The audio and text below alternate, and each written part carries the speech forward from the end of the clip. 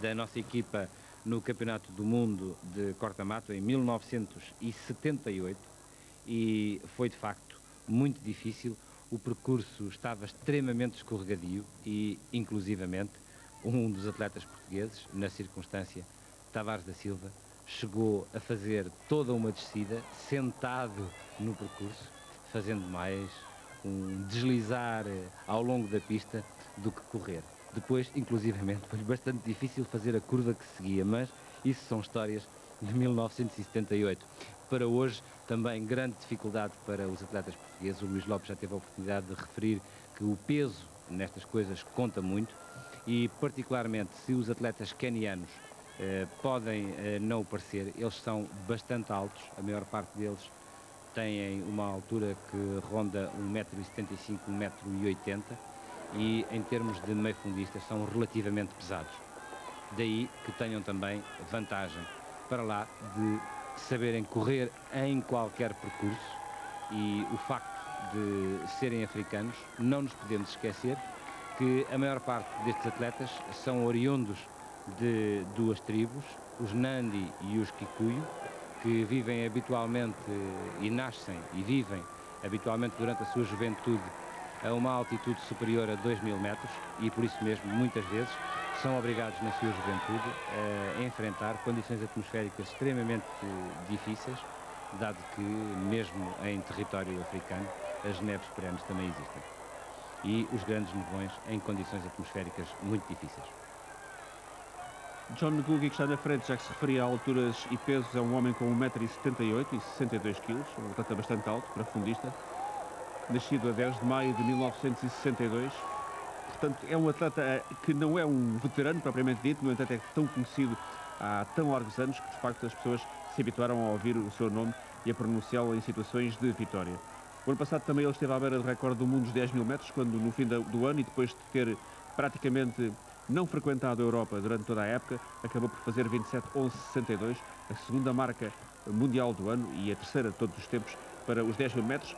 E John Ngugi, nesta forma que está aqui a mostrar hoje, poderá bem conseguir este ano tornar-se o primeiro homem abaixo dos 27 minutos nos 10.000 metros e julgamos que numa prova em que ele seja bem ajudado não lhe será muito difícil vir a fazê-lo. Muito difícil, entre comas, porque será sempre uma proeza verdadeiramente histórica. Há pouco tínhamos referido que o Quênia, o ano passado, conseguiu transpor para a pista tudo o que sempre tinha feito em corta-mato. Dizia-se que este tipo de provas, por ser extremamente natural e à qual os quenianos, pelo seu modo de vida, muitos deles estariam habituados, não seria suscetível de uma transposição literal em termos de resultados de pista, mas verificou-se exatamente o contrário. Os quenianos avassalaram completamente os meetings do ano passado em todas as provas, a partir dos 5.000 metros e passando também pela tradicional supremacia nos 3.000 metros obstáculos. De referir que John Ngugi é, digamos assim, o primeiro grande exemplo de transposição dos resultados nos corta-matos para a pista em termos de 5.000 e 10.000 metros, com a sua vitória nos 5.000 metros dos Jogos Olímpicos em Seul. A repetir-se a tradição iniciada por Carlos Lopes, John Ngugi poderia ser de novo campeão olímpico, se mais uma vez o campeão olímpico o campeão mundial de corta-mato conseguir depois um título olímpico. De facto é um atleta também para todo o terreno, como se costuma dizer de Elizabeth McColgan, que hoje foi a grande seção da prova feminina com uma classificação completamente inesperada para uma atleta que se habituou a ganhar tudo o que fez desde o ano passado. Ngugi, de facto, capaz de espremer-se em todas as circunstâncias e a maior parte dos quenianos, sem dúvida nenhuma, que também. Todos que estão aqui, tirando Dominique Kirui, que é um novo vindo a estas grandes lides, são atletas com resultados de grande expressão em pista, confirmando que, de facto, os quenianos sabem é correr muito e depressa e bem, e seja qual for, de facto, a circunstância. Entretanto, julgamos que é um atleta não africano no lote dos 10 primeiros, não conseguimos ainda identificá-lo, é sempre uma referência de extrema importância, mas, como dissemos, do ponto de vista do acompanhamento dos atletas, esta transmissão tem deixado, infelizmente, algo a desejar, porque o percurso mereceria, de facto, uma cobertura condigna, uma cobertura que permitisse aquilatar de todo o espetáculo que tem sido a prova, embora esta aqui, a dos homens, tenha sido menos emocionante que a prova feminina, onde a vitória esteve sempre em aberto até a final. Richard Chelimo é, neste momento, o segundo. Os atletas do segundo grupo estão a tentar aproximar-se de Ngugi. É um facto que conseguiram de certa forma. E é Steve Moneghetti, da Austrália, o primeiro atleta não negro no grupo da frente. O grande maratonista australiano, recordista nacional, com 2:08:16, que o ano passado teve também um ano um pouco para esquecer, depois de se ter confirmado sempre como um dos melhores do mundo, de todos os tempos, diga-se passagem, e sem dúvida um homem a pensar no título olímpico em Barcelona. Moneghetti muitíssimo bem, a ficar já próximo, praticamente em cima do segundo grupo perseguidor, isto numa altura em que, a olho nu, por assim dizer, nos parece que Ngugi perdeu algum terreno para o grupo perseguidor, mas esta afirmação é feita com todas as reservas e provavelmente terá sido determinada pela perspectiva que há pouco tivemos, uma perspectiva de frente que parece fazer com que o espaço se dilua um pouco. Vamos ver se Chelim se mantém na zona dos 15 segundos de avanço com que passou aos 7 km sobre o grupo perseguidor.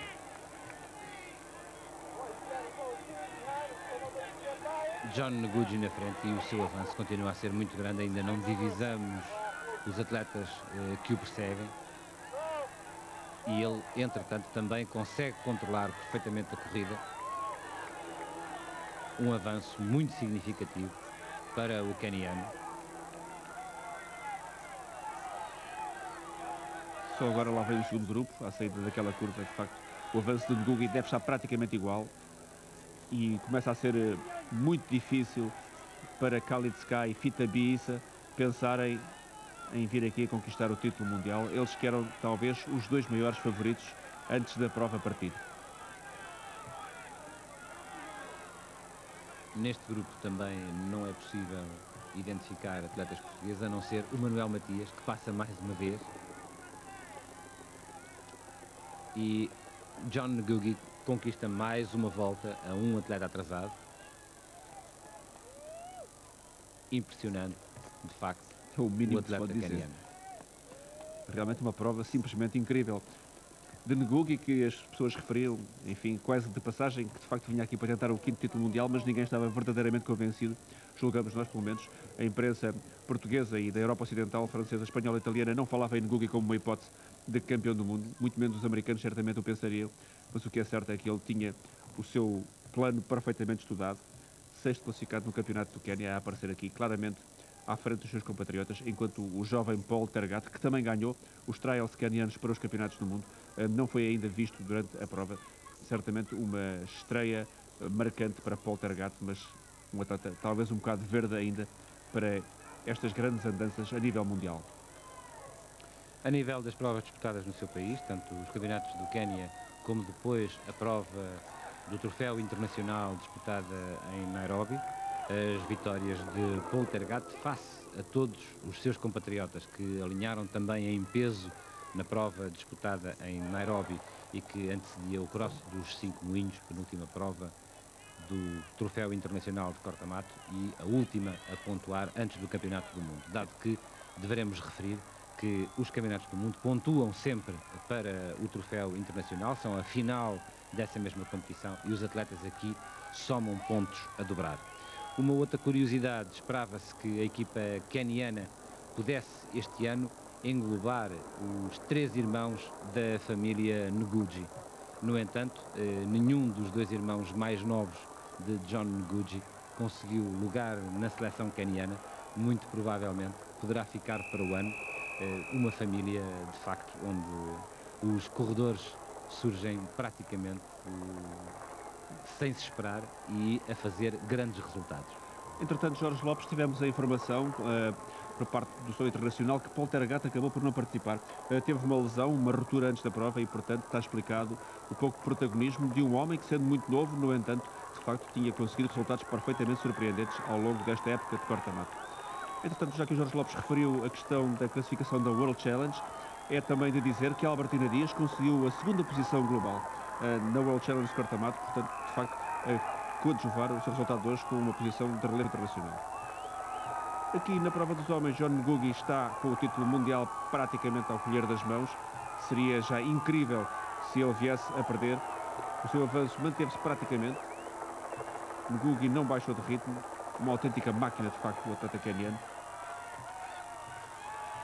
E agora a corrida vai ser para o 2º lugar, com a velocidade de Fita Biissa e de Khalid Sky a procurar evitar que o Quénia assambarque, por assim dizer, todo o pódio.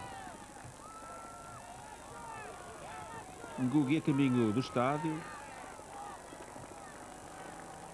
E depois do interregno Khalid Ska, aí temos este grande atleta caniano, 30 anos de idade, praticamente feitos, a ganhar o seu 5º título mundial de corta-mato. John Ngugi vai terminar vencedor e aí está a 5ª vitória para John Ngugi. Fabulosa corrida, sozinho desde os 5 km, ainda antes dos 5 km.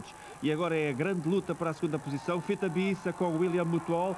Fita Bissa muito rápido, no entanto a não conseguir impedir Mutual da 2ª posição. Ska, 4º classificado. Chelimo 5º. Moneghetti 6º, notável. O 9º é Thierry Pontel. Melhor europeu, claro. Mais um francês na 10ª posição. E depois o primeiro, queremos que é Domingos Castro, que cortou a meta logo atrás do 2º atleta francês. E agora entra na meta José Regalo, também uma boa prova para o atleta português. Finais de corrida muito bons para os principais atletas da seleção nacional. Naturalmente que ainda... Outro português, António Pinto. Podemos ter uma boa classificação coletiva, muito ao contrário daquilo que se esperava.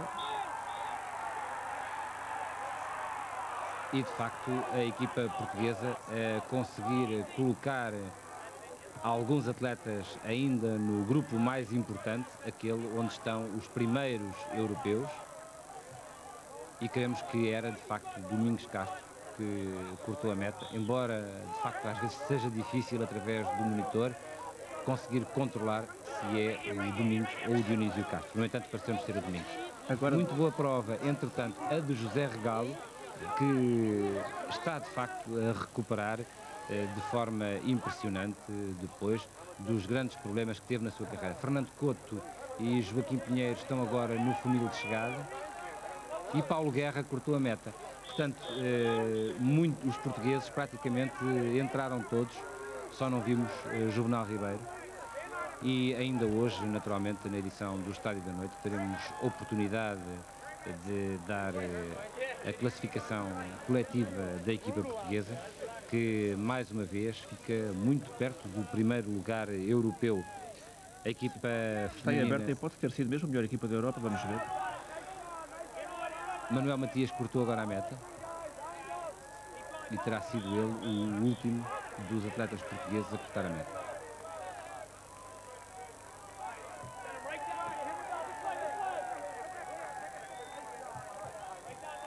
Enfim, em termos de vitória coletiva, não restam quaisquer espécie de dúvidas, como praticamente não restavam antes do tiro de partida. O Quénia ganhou mais uma vez um primeiro e um segundo lugares. William Mutual, um especialista de 3 no meta-obstáculos, a conseguir superiorizar-se a Fita Bissa. Mesmo no final, Khalid Ska, o campeão em título, na 4ª posição. É um excelente lugar. Ska, enfim, sonharia com a vitória, mas hoje Ngugi estava verdadeiramente impossível. Infelizmente não tivemos a oportunidade de poder acompanhar os atletas portugueses mais em pormenor, devido aos problemas de realização que referimos abundantemente durante a nossa transmissão. E Portugal acabou por se, digamos assim, por conseguir um muito bom final de prova, com posições claramente honrosas, próximas das melhores europeias e, em todo o caso, a colocarem a equipa portuguesa, se não no melhor lugar europeu coletivo, pelo menos mesmo muito perto de franceses e espanhóis.